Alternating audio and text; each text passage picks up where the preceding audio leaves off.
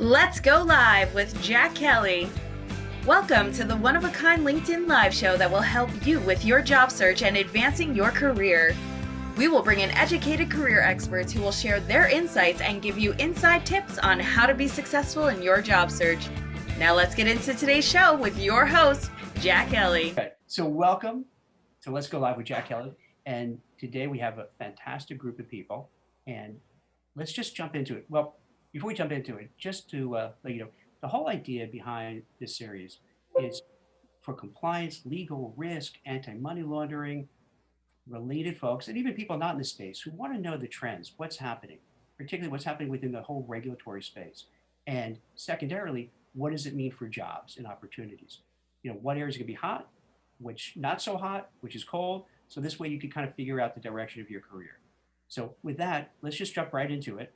And Jeff, maybe you could introduce yourself, and then Chris, and then Anna. Great. Thanks, Jack and Eric. Thanks for having me here. It's a pleasure to be here with Anna and Chris as well. My name is Jeff Martino. I'm a partner at Baker Hostetler. I'm in the antitrust and white collar practice groups. I'm based out of New York and San Francisco, although I'm sitting in Westport, Connecticut today.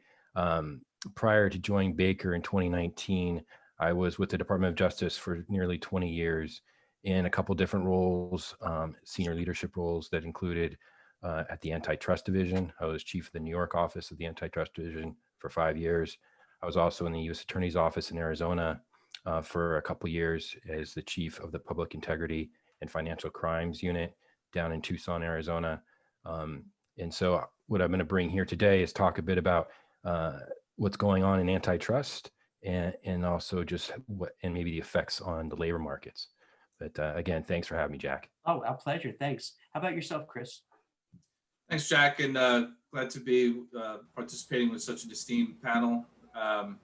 So Chris Hetner here. I've been in the cyber arena, gosh, I'm going to date myself, Jack, since the early 90s when I was a... So you started when you were 12, kind of. Yeah, exactly. Thank you. As a early undergrad student focused on potential career in law enforcement, I decided to switch gears when a crazy professor sat me down. He said, Chris, the bad guys are going to go from robbing banks with guns to executing complex code over computer networks. And this is back at John Jay College Criminal Justice in the early 90s. And that transitioned me into more of a tech-oriented career. Held several leadership positions ranging from global CISO at GE Capital, which is where Eric and I worked very closely together. I was a practice leader at Ernst & Young through their cyber risk management practice based in Midtown, New York. I spent the last 4 years and change with the U.S. Securities Exchange Commission as the senior cybersecurity advisor to both Chair White and Chairman Clayton, and worked very closely with the Financial Banking Information Infrastructure Committee as a senior member through the U.S. Treasury on matters of cyber resilience in the financial markets. Now back in the private sector, I work on a range of opportunities in the boardroom community through the National Association of Corporate Directors. I do hold a board seat. I serve as a senior advisor across a number of companies, and happy to talk about all things cyber, its intersection with the economic activity, and certainly a view on compliance and where there's opportunities to grab some we'll call it future career opportunities for the members here. So awesome. Nice to see you all. Thanks. How about yourself, Anna? Well, first of all, thank you for having me, and I'm thrilled to be here with Eric, Jack, and Chris, and Jeff. So my background's in change management and organizational development. I've specializing in organizational change, diversity and inclusion, leadership development, and talent management. And I've written, trained, taught, and consulted in these areas. I've worked primarily for Fortune 500 companies, including IBM and PepsiCo, along with leading financial firms like Bloomberg. I've also worked in nonprofit, in healthcare, and the educational institutions. I've contributed to Thomson Reuters webinar on diversity and inclusion, and co-authored a Harvard Business article on how banks are using behavioral science to prevent scandals, and just recently published an article around behavioral science and its use in the financial industry through Thomson Reuters. That's great. And my co-host, Eric, ex-New Yorker, time, what do you go, Connecticuter? Yes, Connecticutite? moved out of New York City yesterday, so if I look like I've got some luggage under my eyes, that's the reason why. But thanks everyone, and thanks Jack as always in hosting these sessions.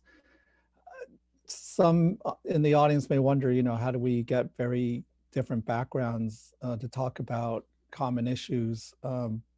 I like to think compliance, being selfish, cuts across all issues. And today we're going to talk about antitrust, cyber, and the behavioral aspects with respect to antitrust and cyber. And these issues are not mutually exclusive at all. So again, thank you all for being with us. And we hope to have a really lively, interactive, and fun discussion. And Eric is a little too modest. He's been a CCO for a number of top tier investment banks, financial institutions. So he has a wealth of experience. I don't want to say how many years because he looks so young. So it's going to be no pun intended with you, but he spent a vast majority working for really top flight, companies. So he really understands compliance from the inside, as a manager, as a CCO, as an executive, and writing about it. So he brings that to the table. But hey, let's jump into really quick. So Chris, let me ask you this.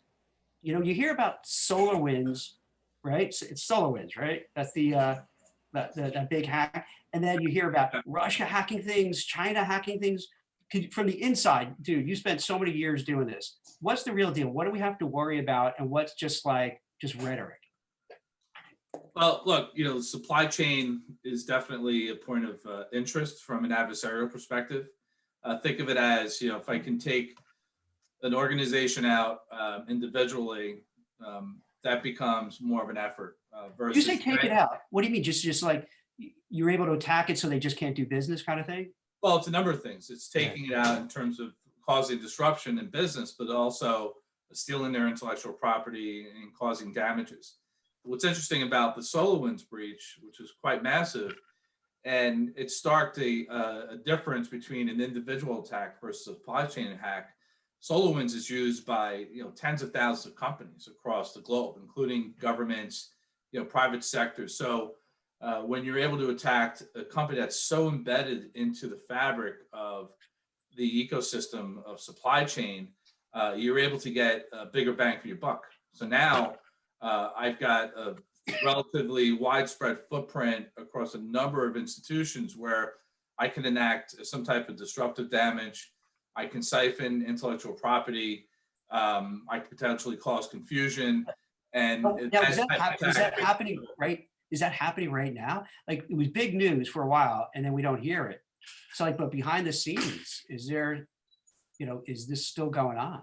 That they're taking. It's been ongoing for many years. I mean, the more sophisticated attackers recognize this and are increasingly devoting attention and resourcing targeting the supply chain or third-party service providers, where you get again bigger bang for the buck.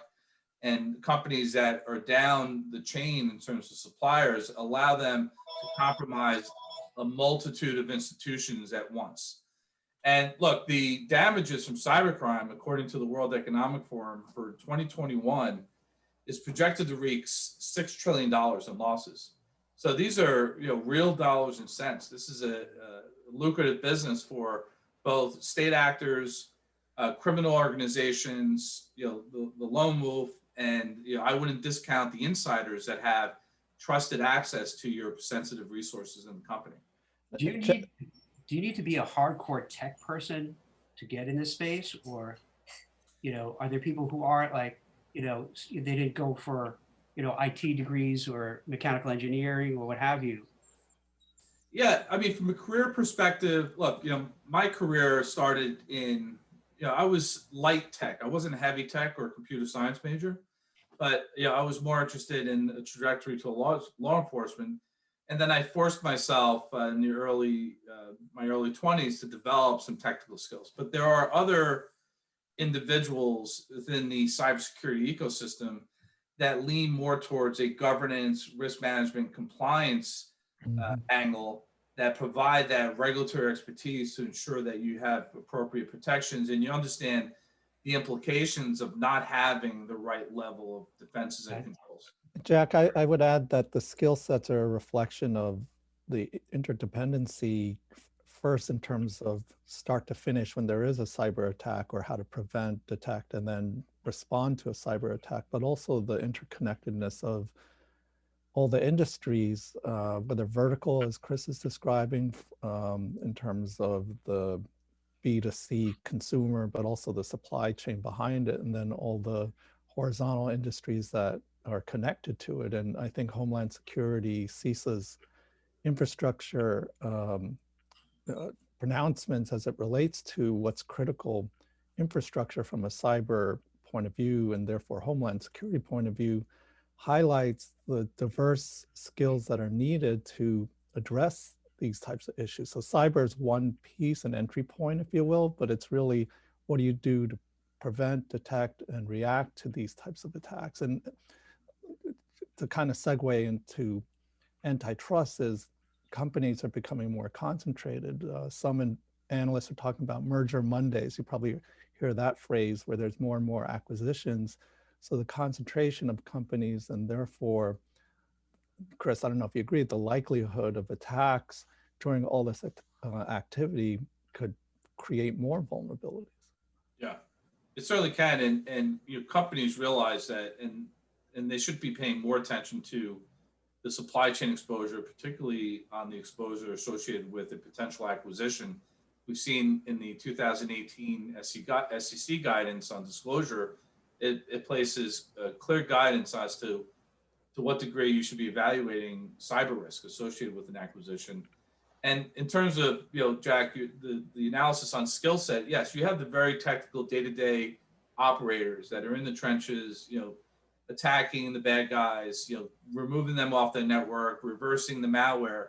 But as you crawl up the chain into the boardroom, we're seeing that increasingly disconnect between what the level of cyber risk exposure is from we'll call it a technical perspective, and how that expresses downstream to business and economic outcomes. And there's limited generally accepted frameworks and capabilities for evaluating cyber risk with agreed upon practices to help inform senior executives, and particularly the board of directors, on understanding the true nature and extent of an organization's cyber exposure. So, we need some folks that can kind of straddle both the technical understanding and express those outcomes to the business impact and regulatory impact, to your point. So you don't have to just be, quote unquote tech person to do this. You're all, because the growth area is so much that there are other people. And as we're talking about attacks, I guess, Jeff, there's a lot of attacks on, big tech in terms of, hey, they're monopolies,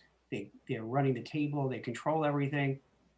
Coming from being in law enforcement for 20 years, now going on the other side, what do you see that's happening in this whole antitrust, space? Well, right now, you just see a lot of attention on antitrust, probably more attention now than in the last 20 years. And it's really because, as you said, and Eric alluded to it, is across various industries, not just tech, but you're seeing concentration and oligopolies, or, a small number of players kind of taking the biggest share of the markets.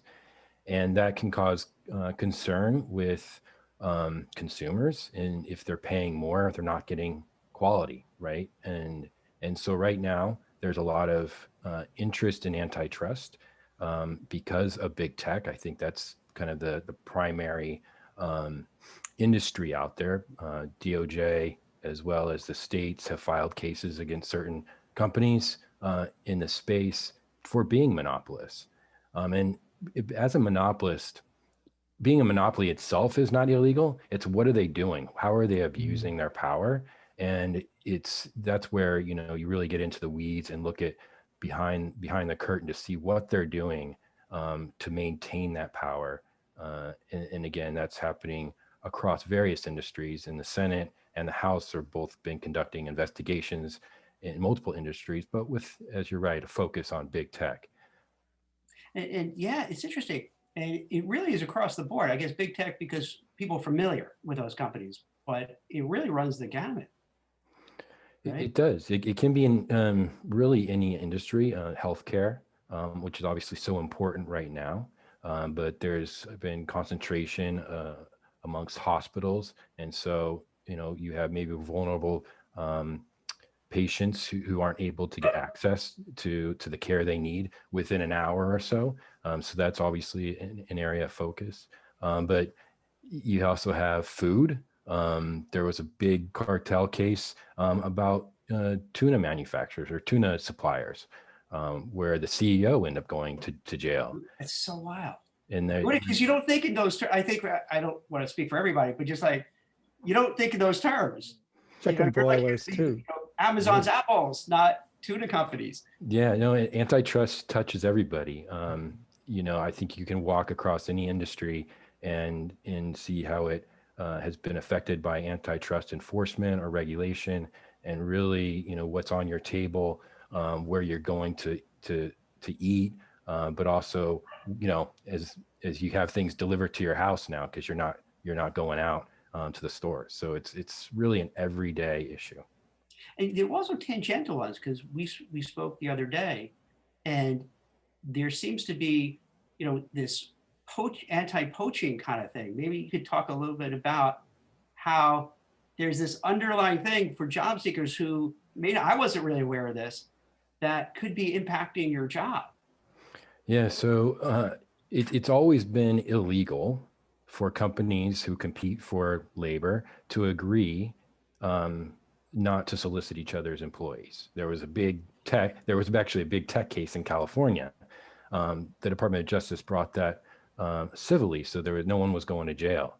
But in October of 2016, the FTC and DOJ announced that going forward, they're going to pursue those cases criminally, or at least the Department of Justice will pursue those cases criminally. So if two companies agree not to go after each other's employees or agree on benefits, wages, not providing raises, that is a criminal offense. And human resource folks are really right in the crosshairs and need to be pay attention to what they're doing in the markets as they try and go out and recruit folks, and making sure that they're not staying away because of an agreement they have with a competitor for that labor. So is that a type of collusion, just like price fixing or bid rigging? In this case, it's human labor and compensation. Yeah, the wage aspect is just like a price fixing case, right? Yeah. You're agreeing on wages or not to increase wages. The non-solicitation or no poaching of employees, that's almost like allocating customers. You keep your customers, I'll take mine, and you just stay away from each other. Yeah. How pervasive is it? Well, that's to be determined. I think there's ongoing investigations by the Department of Justice that they've been looking at these for several years, and they've said there's dozens and dozens of investigations into this area. And we've recently seen two prosecutions in the healthcare space by the Department of Justice. So it's you see it in tech, you see it in healthcare. I'm sure it may be in financial services as well. So it can be just like antitrust. It can be in any industry. And this opens up so many doors because, as you can imagine, during the pandemic, this is coming from the perspective of a recruiter, is that 80 million Americans filed for unemployment since the pandemic started. It's been just brutal. And we hear about people getting ghosted, you're not getting feedback, but this is another wrinkle. So it could be possible that you're going and interviewing, you're not getting that job, not because you're not awesome and well qualified, it's because they have an agreement with another company that they're not going to hire you. So yeah, that's what it boils down to, right? Yeah, of all the obstacles you're facing, that's probably one you didn't think about, but certainly it's one that, especially if you're in a field where, it could be really anything. It could be anything that license where you need licensing, any specialty that you have, there's a tight network of companies that those are really your only options because of the specialty that you've built up. It's possible that this could be going on, and it's something that's certainly will be an obstacle to getting in the door. The irony also is when people leave to go from one company or another, the employee usually has to sign some type of agreement or commitment saying that they won't poach their former employer to bring them over, or companies would sue the other company when there is poaching. And here we are with companies talking to each other saying, you know, from a reciprocity point of view, I won't poach if you won't poach. And that becomes just insular. Yeah, and you're seeing states be pretty active on those agreements with employees, those non-competes. California prohibits them. DC is coming out with legislation that will certainly prohibit them, as well as we're considering this, provide any company operating in DC will have to tell all of its employees that they can't do that. So there's a notification provision that's being contemplated. So, and certainly President Biden, this has always been an issue for him. And this is the reason why DOJ took this stance, essentially, is that the White House was looking for, how do we protect labor back in late 2016 or in summer of 2016. And this was FTC and DOJ's response to that White House request. Wow. Anna, this goes right into your wheelhouse for kind of corporate governance, what happens, behind the scenes. And this week is probably a field day for you with what was going on with Goldman Sachs and Citigroup. And maybe you want to tell people about some of the things they were doing that kind of resonate with you in terms of what could have been bad situations or really bad PR, but it looks like they're trying to make some inroads to be more, these big banks being more empathetic to their employees. Oh, thank you.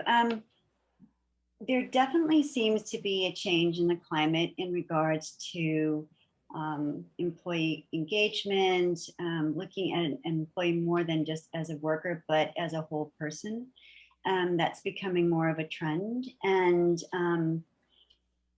so I think what we're seeing in regards to Goldman Sachs, or even with Jane Fraser, who's the Citigroup chief executive, there is an effort to address the concerns of employees. So for example, since the pandemic, there's definitely, with the remote work, there's definitely been a blurring of work life and home life. And thus, what Jane Fraser has done, basically she has called for a reset of the way the bank is looking at how work is being done.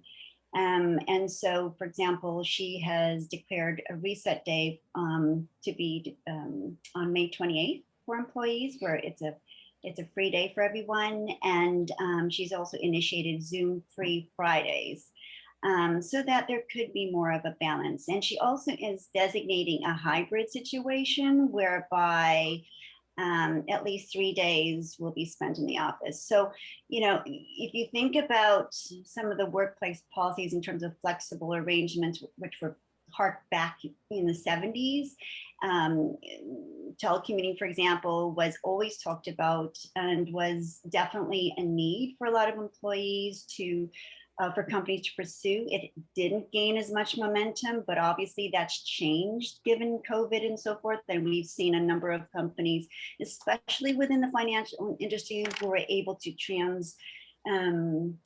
seamlessly transition into a more of a remote environment. But it's taking this, I guess, I call this more of a forced change as opposed to a planned, thoughtful change, given certain environmental and external factors, with the pandemic and the social injustices that we're seeing. We have those external factors, and then the regulations that are coming to be, like with NASDAQ, imposing more transparency and diversity amongst the board. So we're getting it from different factions and also internally. Most recently, I was speaking to a number of NYU students in an organizational communication course, and to see, and this is our new entrance into the workforce, there is such a sensitivity and awareness of inclusion, period. So, and when I use that word, I'm really looking at employees who feel and perceive the level. It's speaking about employee perception of the level of commitment that a firm has towards creating an environment of inclusion outside of looking at pure numbers, for example, in terms of representation. So representation is just one part of it, but to move from those types of numbers into creating an organizational climate and culture where everyone feels that their unique contribution and perspective is embraced and valued, that's what's happening now. And I think because of the external factors, internal pressures, external pressures, I think firms are really feeling the need to address some of these very difficult situations. Jack, this is why I use the Drucker phrase that was, where is culture eats strategy for breakfast. I changed the culture meets strategy over breakfast, because now there's a convergence of the two. Employees are much more empowered and much more vocal, and that's got to fit into being part of the strategy. So Goldman, I think, is a very good example, because 100-hour a week, but also billions of dollars made in a very volatile year from COVID.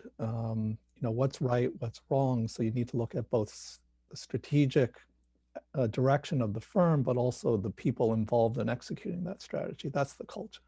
Eric, can I ask you this two parts? And this would be for everybody. So, the story Eric is referring to is that, Goldman had a group of young analysts, young bankers who happened to probably make, about under 100 grand and 40, 50, 60,000 bonus, working 100-hour week.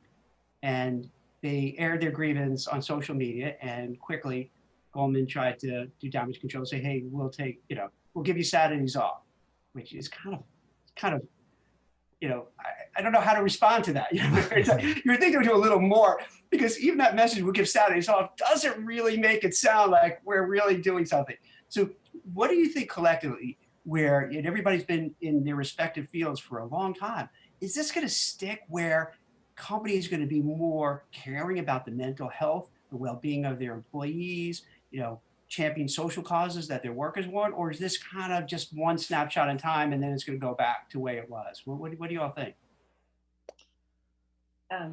Ladies first. Thank you, Eric. That is a question that I grapple with. Oh, see, I thought you'd be confident. Yes, I was surprised. I was waiting for you to be like resounding, absolutely. Well,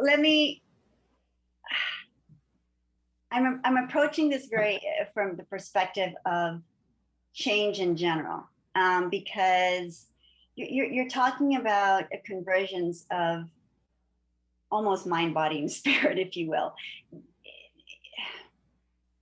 There's one side whereby there are certain mandates that firms need to follow. Then there is the actual belief that inclusion is positive. So I think, or the mindset. So there's a couple of push-pull tensions here. Mm-hmm. Things, for example, firms that, like FaceTime, was always, for the longest of times, was a practice or belief, if you will, that was very much entrenched in a number of companies, right? You have to be there so many hours, otherwise I don't really know if you're working and whatnot.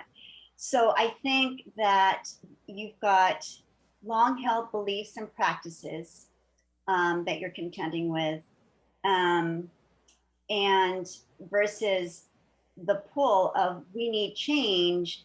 But so while you have these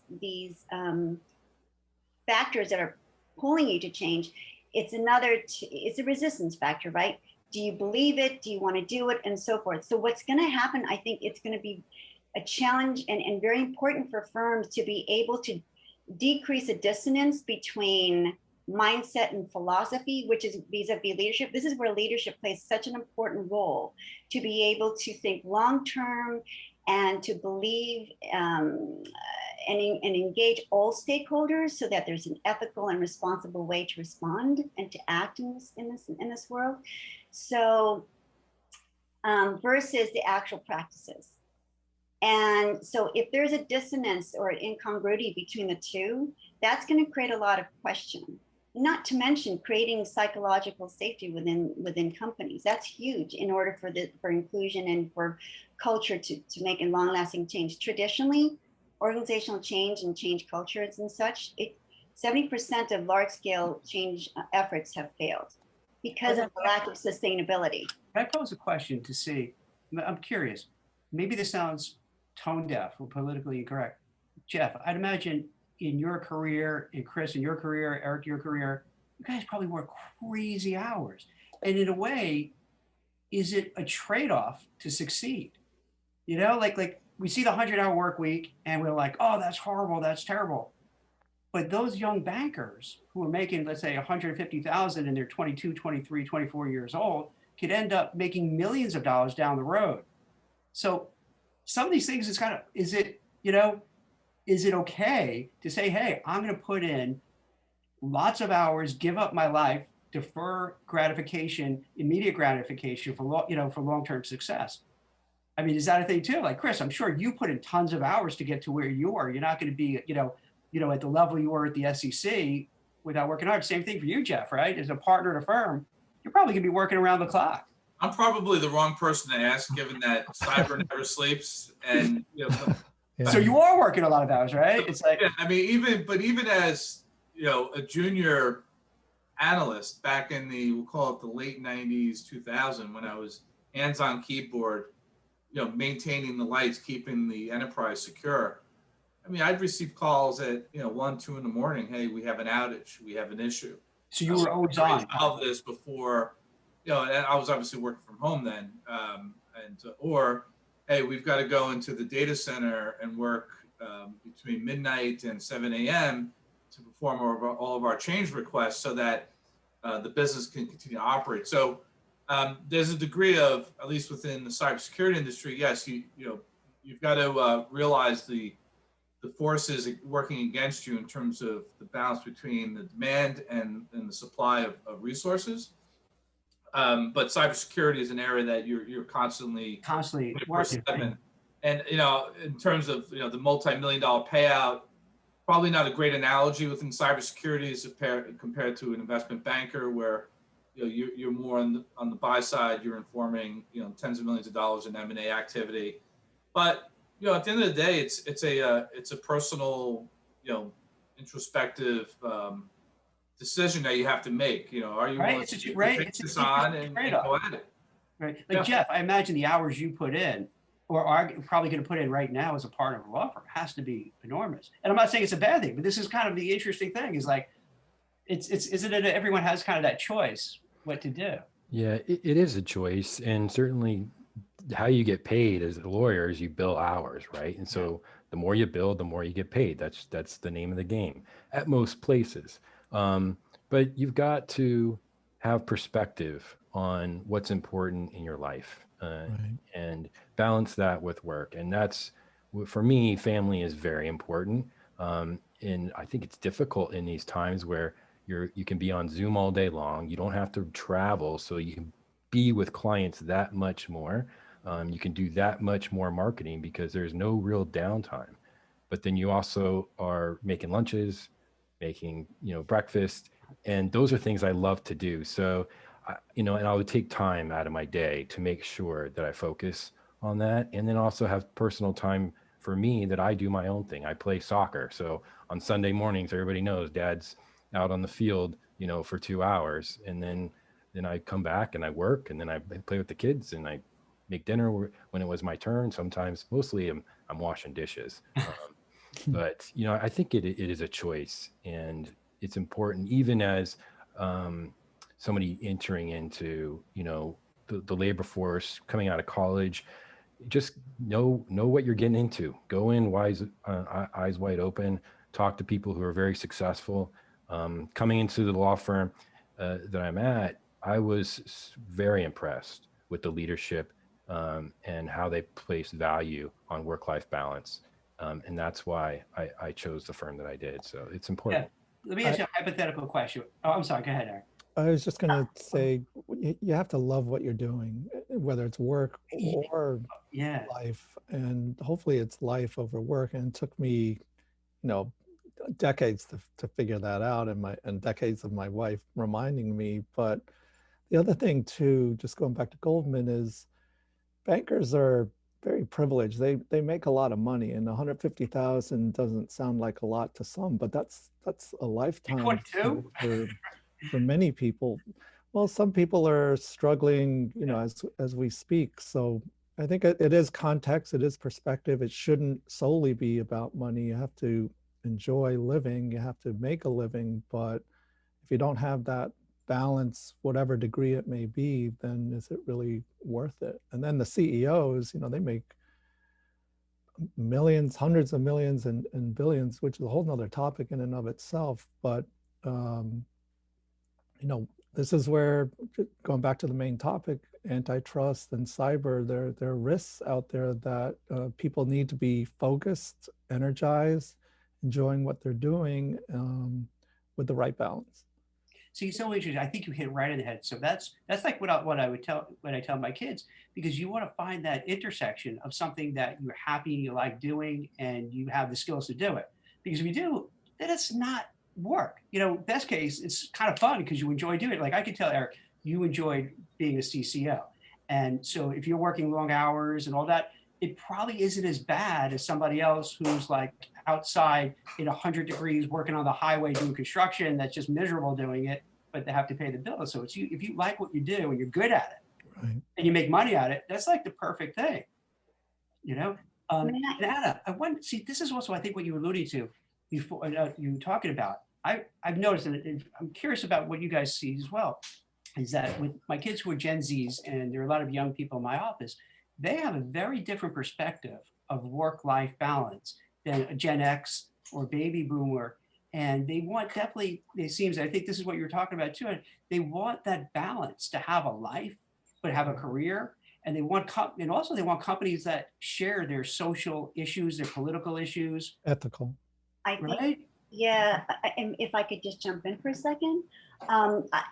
I think all the points that you have made is so important. I think also I would just add that self-awareness and considering the stage in your career are two other considerations in addition. But I would agree, Jack, that at least from speaking to college students and graduate students today, and even the last several years, there's definitely more of a call for like social responsibility and awareness, and then finding firms that share those same values. Because I think, and if you think about traditionally in terms of looking for jobs and so forth, there's been a push, depending if it's demand versus supply in terms of the labor market, but folks who are looking for a job feel that they have to take whatever position is out there and almost sell their souls, and sometimes don't consider that it's an interview process of both, right? Not only are you selling yourself as a candidate, but also identifying a firm that shares same values and philosophies and balance. And I think what I'm seeing now is there's a turn, if you will, of students and young entrants coming now who are saying, no, I'm going to interview the company and to ensure that they have the same philosophies as I do. And more importantly, is looking at those practices too. One student asked me, is there a way for us to know what the culture is like, or if there is a transgression that's done, how do we know if the company is going to do something about it? I mean, these are some hard questions that students are looking, or young entrants are looking at now. So I think there's definitely a change. So where it's much more mindful and intentional in terms of the job search from a job seeker perspective. What happens, Anna? Like Chris, Jeff, Eric, in your respective fields, cybersecurity, law, investment banking, compliance, those are like lots of hour jobs. I mean, do you think the culture could change where it would offer everything that Anna's talking about, or it's so entrenched that it's going to be a hard battle? Again, I'm probably the wrong person to ask. But there's again, supply and demand imbalance between cyber from a resource pool perspective. Globally, there are. When you say that, do you mean that there's not enough people to hire? Is that? Yeah, so it's a systemic issue. So it's a combination of the preponderance and intensity of attacks on organizations, the investments that the board and the Enterprise Risk Management Committee has approved and applied to that, and the level of resources that we have access to. And I could tell you, just working in universities, like the top 10 universities that have strong computer sciences programs don't mandate cybersecurity as a prerequisite, which is mind-boggling. So we're not producing enough talent in the university system. The boards and the C-suite's not approving the headcount. Why is it that? Why is it? Because it would seem so rational to do that. I think the students are they're more lean towards creativity. Okay, that makes sense. Mobile app platforms. Crypto's now a growing space, but again, it's one of those areas that it also depends on the type of role, right? You may decide, hey, I'm happy with $100,000 to $200,000 a year, and I know I have a fixed set of responsibilities, and this is what I'm gonna do day in and day out. And if you're not interested in advancing and progressing, that means that you're likely not going to tack on another 10 to 20 hours a week. So it really it's depending on your personal lifestyle decisions and your desire to project your career forward. But again, cyber is one of those areas, particularly if you're in the trenches on the operational side, it becomes very challenging to limit the amount of hours that you're going to commit to the job. So in a way, because of that imbalance, it seems like if you have people who want to get a work-life balance, whatever, companies might have to bend over backwards to say, yeah, if you have the skills and background, you want to do it, come aboard. Is that? Yeah, retention's a big problem. I mean, I have many colleagues that are chief information security officers, and there's this constant challenge of burning out the junior to mid-level staff. There's compensation challenges as well. It's not unusual for even like a senior executive, let's call it a chief information security officer, to move from company to company over a 5-year span, let's say 3 companies, and their compensation jumps by 50 percentage points. So, we're all kind of clamoring for that same shallow pool of talent. So you've got to get creative. I think you've got to have cultural dynamics. There needs to be an ethical pull. There needs to be a social component there. I'm a former city grouper, so I'm keen on maybe retracting a bit on Zoom calls on Fridays, maybe half a day Fridays. Like when I was working at Citi back in the early 2000s, I recall half day Fridays and during the summer, and we'd work from home. I had a couple of folks that lived down the Jersey Shore. We dial in, we do our work to noon, 1 o'clock, and everyone kind of log off and enjoy the weekend. So you've got to get creative in terms of creating that stickiness. Jeff, did you see that? Did you see that in the government and also in the private sector, in the law field, where they're kind of embracing these new? Government, working for DOJ, there's a couple things there. One, they call it the Justice Department, right? So there's a value in the name, and when you go to the Justice Department, you're very proud, and you're there to do the work for the people, and that's just what you bring to the job. You're there for public service, and so, but you're around all those people as well. So there's a culture. Big law is different, right? It's you are expected to bring in clients and work as hard as you can to serve them, and that's the job. And I think it's something that I really like doing, because I still bring that justice with me. I'm still looking for fairness, and you can do that in big law where you're trying to do what's best for your client, but also tell DOJ what's fair. And so, you know, hours worked, for me, it's something that I try and maintain the work-life balance, but it's also something I love to do. And so I'm gonna, you know, work when I can and play when I can. Hypothetically, if I had a son, Jake, who's could be graduating college soon, is looking maybe to go to law school and big law, is that advisable, or or so saturated? Hypothetically, you know. Yeah, hypothetically. What do you think? There's so with law, there's so many avenues that you Yeah. can go into, right? There's you can work for the government, nonprofits, you can even go into the business side, you can go into compliance. So it can open up so many doors. And you know, during law school, you can try out different places, and it's a good I think can be a healthy experience, but also can be very unhealthy. And it's a lot of hours, and you have to decide where you're going to put those hours into work and getting a grades and get the big job and on Wall Street or at the big firm. But then you've got those expectations that you're going to perform, and you're going to have to work those hours because that's what the job is in you know, at the big law firms.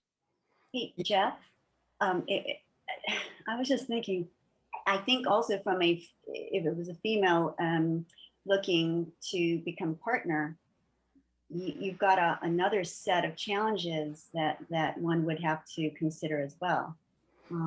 Just in terms of, you know, like if you are going to be a rain, that's the expectation as a partner, right? To be a rainmaker. Yeah. So when do these opportunities to bring in new business occur? Is it after certain hours and so forth? And so for a lot of females, well, let me put it this way.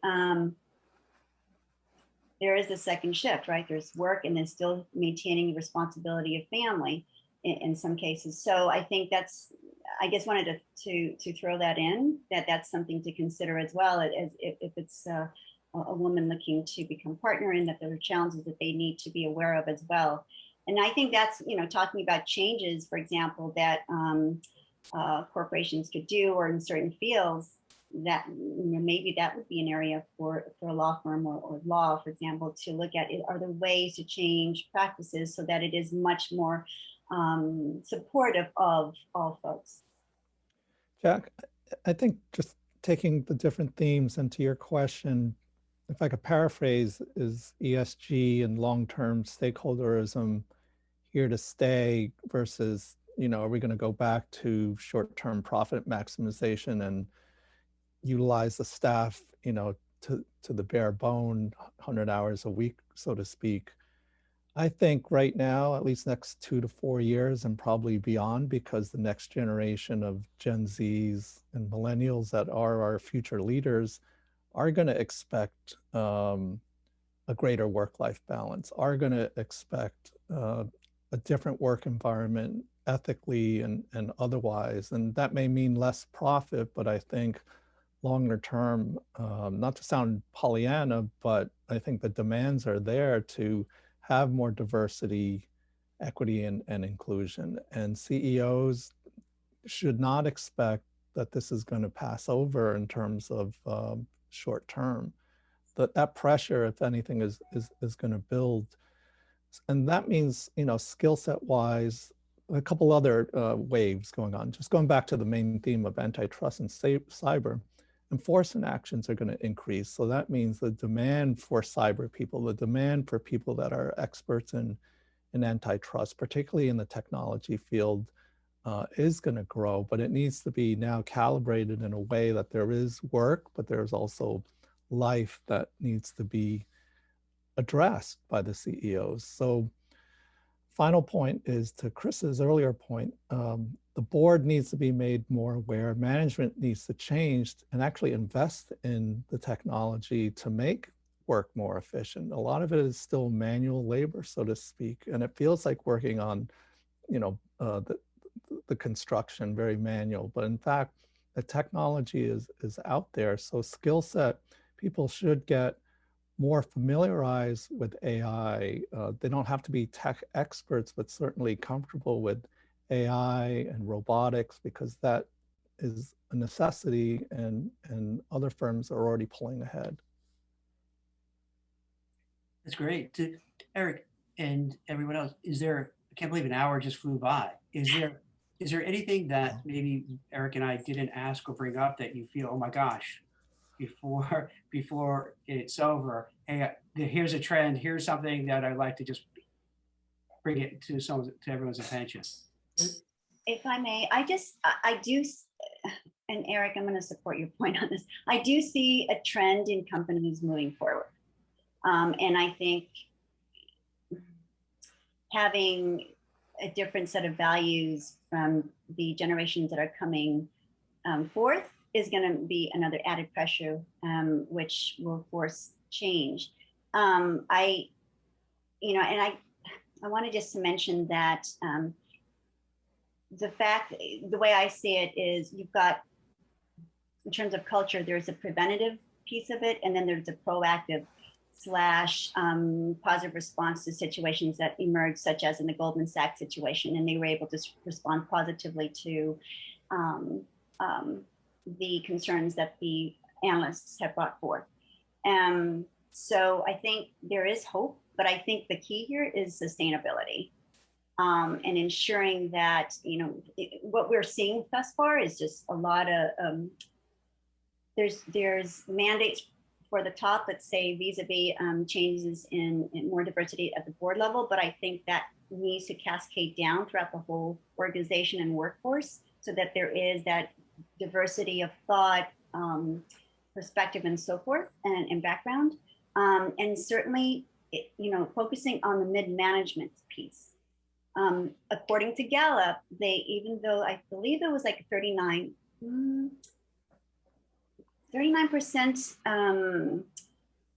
employee engagement as of 2020, I believe that was the number. However, yes, it was 39% in January 2020. However, for the group that was most disengaged was mid-management. So I think where there could be a lot of room for improvement. It's not permeating down in terms of the culture. So the top says all the right things, but the middle, it's business as usual. So. Yes, and we need the training and support to make this change happen. I've seen that hands-on. Yep. Yeah, and I'll continue with the diversity and inclusion and how we're seeing change there, real change, because companies are asking for law firms to bring forth diverse teams. And it's essential for me to work with and have solid team members who are diverse. So we're bringing different perspectives so we can really, and our clients are most often major, Fortune 100 companies. And so if I'm seeing that and I'm developing teams with that eye, I think, that is the longer view. And I'm glad to be part of it. Chris? I'd say one point just to kind of bring home the concept of compliance to cyber, particularly as we see the new administration spinning up. We're going to see heightened expectations from a privacy perspective, particularly as Vice President Kamala Harris, coming from California, being the Attorney General, will spearhead efforts that align with the California Privacy Rights Act. We're seeing within the Senate leadership anticipate greater collaboration with the House on cyber, more of a unified front by the Democrats to spur a series of bills around cybersecurity, incident reporting, consumer privacy. Senators Sherrod Brown and Pat Tooney have agreed to furthering technology concerns in the Senate Banking Committee. Senator Reid just this week has released or reintroduced a bipartisan bill that will require companies to tell investors whether or not they have a board member with cyber expertise. So it could be a naming and shaming activity. The Solarium Commission had issued the recommendation to extend or amend Sarbanes-Oxley Act of 2002 to mandate certain accountability at the corporate level, including certain cybersecurity disclosures by publicly traded companies. And then recently, the New York Department of Financial Services issued a framework by which the insurance industry should be thinking about how do they size cyber insurance in terms of the expression of loss estimates and ensuring that their portfolios are sound. Expect more heightened activity in the cyber and regulatory arena. I agree. And Jack, just to pull it all together, what we've been talking about today and in past sessions is, I do think compliance is here to stay. And it's not being self-serving because one new FTC commissioner nominee, Lena Khan, Rohit, Chopra, Gary Gensler, they're very strong advocates for the consumer, protecting government facilities, cyber, privacy, antitrust. There's going to be more supervision, more intensity, more enforcement action. And so there are going to be competing pressures in terms of work-life balance, but that's counteracted by the long-term aspect of looking out for the society, looking out for the community and employees versus short-term earn as much money and share prices as possible. So the burnout should start diminishing because employees are more empowered, society is more empowered, and the aspect towards long-term protection for communities and society and employees, it's compliance, cyber, and enforcement. Those are going to be the three pillars, because otherwise government sentiment is not going to be there, and the fine is going to be much greater, and the technology has to be there. That's great. That's a great way to kind of wrap everything up. And I want to thank everybody for coming on. I think this was a really great conversation.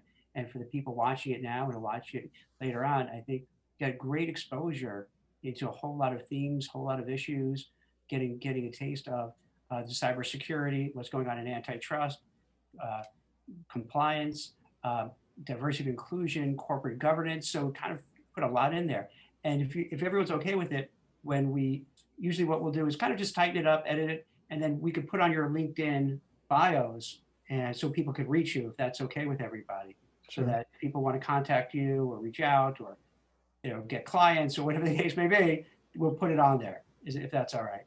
And then we'll share it with you once we have that. So thank you, everybody. This was really great. I think this was a really great conversation. I think people are going to learn a whole lot, and that's the goal. And give them some ideas about what areas are growing and where they can maybe pivot their jobs, in their career towards. So thank you very much. I really appreciate it, guys.